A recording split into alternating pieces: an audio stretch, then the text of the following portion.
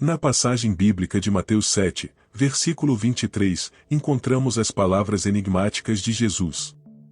Nunca vos conheci, apartai-vos de mim, vós que praticais a iniquidade. Essa afirmação levanta questionamentos sobre o que Jesus quis dizer com essas palavras impactantes. Ao examinarmos mais de perto, percebemos que há uma profundidade significativa nessa mensagem. Em seu célebre sermão, o Sermão da Montanha, Jesus direcionou seu ensinamento aos corações de seus ouvintes, sendo seus discípulos o público principal. Curiosamente, o Senhor, que conhece todas as coisas, parece reconhecer que há um tipo de conhecimento que vai além do intelectual, referindo-se ao conhecimento ligado a relacionamentos pessoais. O sermão termina com uma advertência crucial sobre a verdadeira fé, apontando para a existência de falsos profetas cristãos. Jesus nos alerta sobre esses falsos profetas que se disfarçam como ovelhas, mas internamente são lobos vorazes, de Mateus 7, versículo 15. Eles podem utilizar uma linguagem religiosa e demonstrar aparente poder, mas não são verdadeiramente ligados ao Senhor. Essa distinção é crucial, revelando que a genuína conexão com Deus transcende a aparência exterior. O cerne da questão reside não apenas em nosso conhecimento de Deus, mas no fato de Deus nos conhecer. A passagem destaca que ser conhecido por Deus é o fator decisivo. Aqueles que seguem a vontade de Deus e são reconhecidos por Ele serão acolhidos no reino dos céus. A ênfase na reciprocidade do relacionamento é notável. Paulo também aborda esse conceito, afirmando que quem ama a Deus é conhecido por Ele. A analogia do pastor e suas ovelhas ressalta esse relacionamento íntimo. Jesus se apresenta como o bom pastor que conhece suas ovelhas e é conhecido por elas, transcendendo a superficialidade e demonstrando a verdadeira ligação espiritual. As palavras sombrias "eu nunca vos conheci" ou ressoam com profundidade. Jesus não as profere por falta de conhecimento, mas sim devido ao conteúdo dos corações daqueles a quem ele se dirige. A iniquidade, o afastamento da vontade divina, é o que separa esses indivíduos de Jesus. A citação de Isaías sobre hipocrisia ecoa, descrevendo aqueles que se aproximam com palavras, mas estão distantes de coração. O grupo a que Jesus se refere, os praticantes da iniquidade, são os falsos cristãos e os falsos mestres, comparados a cães, ímpios e impuros, destacando sua desconexão espiritual. O trecho final da passagem ressalta sua distância do verdadeiro relacionamento com Deus, usando uma linguagem forte para enfatizar sua separação. O alcance daqueles que enfrentam um julgamento abrange os imorais, os pervertidos, os agressores, os adúlteros, os assassinos, os idólatras e aqueles que abraçam a falsidade. Jesus adverte severamente que chegará um dia em que ele dirá a um grupo de praticantes religiosos: "Nunca vos conheci." É importante ressaltar que Deus não tem prazer em condenar indivíduos ao inferno. Em 2 Pedro 3, versículo 9, somos lembrados de que a paciência do Senhor não é um sinal de incapacidade, mas sim um testemunho de seu desejo de que todos se arrependam. Muitos tentam justificar-se como merecedores do céu com base em suas obras, mas isso é insuficiente. Embora possam afirmar boas obras em nome de Cristo, negligenciaram a obra primordial que importa a Deus: ter fé naquele que Ele enviou. Portanto, Jesus, o juiz justo, os condena à separação eterna. Essa advertência de Jesus se aplica àqueles que proferem o Senhor, Senhor, mas falham em integrar sua vida espiritual com sua vida cotidiana. Podem frequentar a igreja e cumprir deveres religiosos, mas suas ações contradizem a fé que professam. A verdadeira fé em Cristo é testada pela obediência à vontade do Pai.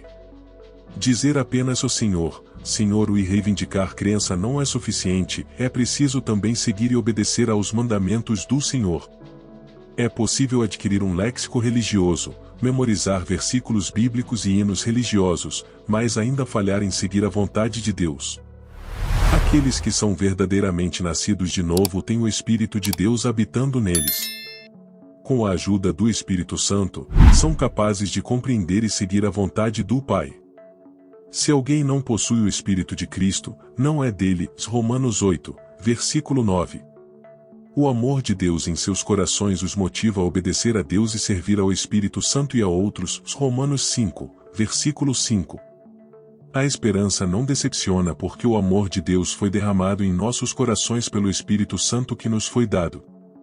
Quando Jesus adverte que chegará um dia em que ele dirá a um grupo de praticantes religiosos: "Nunca vos conheci", é importante ressaltar que Deus não tem prazer em condenar indivíduos ao inferno. Em 2 Pedro 3, versículo 9, somos lembrados de que a paciência do Senhor não é um sinal de incapacidade, mas sim um testemunho de seu desejo de que todos se arrependam. Muitos tentam justificar-se como merecedores do céu com base em suas obras, mas isso é insuficiente. Embora possam afirmar boas obras em nome de Cristo, negligenciaram a obra primordial que importa a Deus, ter fé naquele que ele enviou.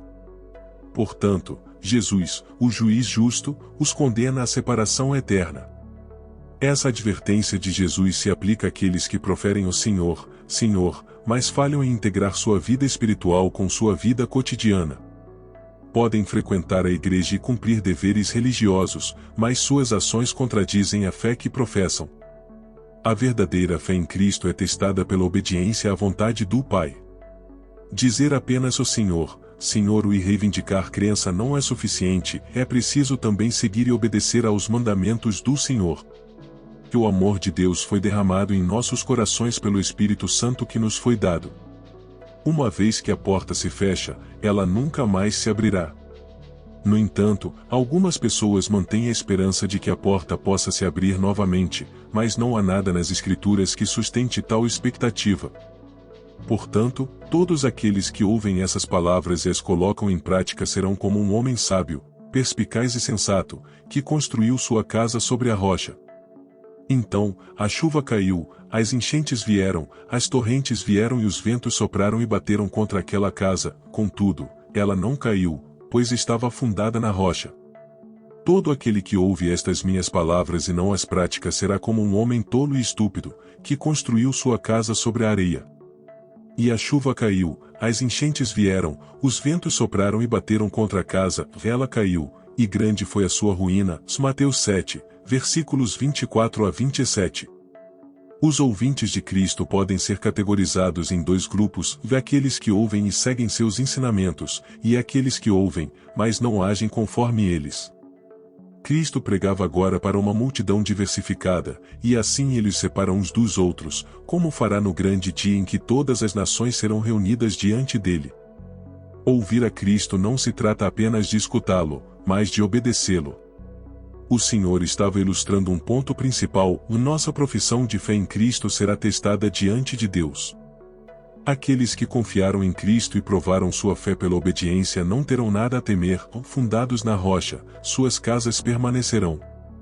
Porém, aqueles que professaram confiar em Cristo, mas não obedeceram a Deus, serão condenados. Não podemos desprezar levianamente este sermão, pois foi Deus quem nos deu. Devemos nos curvar diante dele e nos submeter à sua autoridade, pois todos seremos julgados. Quando Jesus terminou de proferir essas palavras no monte, as multidões ficaram atonitas e sobrecarregadas com seu ensinamento.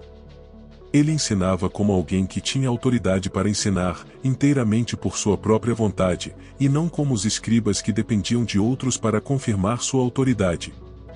O sermão foi excelente, e é provável que tenha sido dito mais do que está escrito aqui. Agora, eles estavam atonitos com essa doutrina. É a ser temido que poucos deles tenham sido levados por ela a segui-lo, mas estavam cheios de admiração. No momento em que entregou seu discurso com autoridade, suas lições eram leis, sua palavra uma ordem.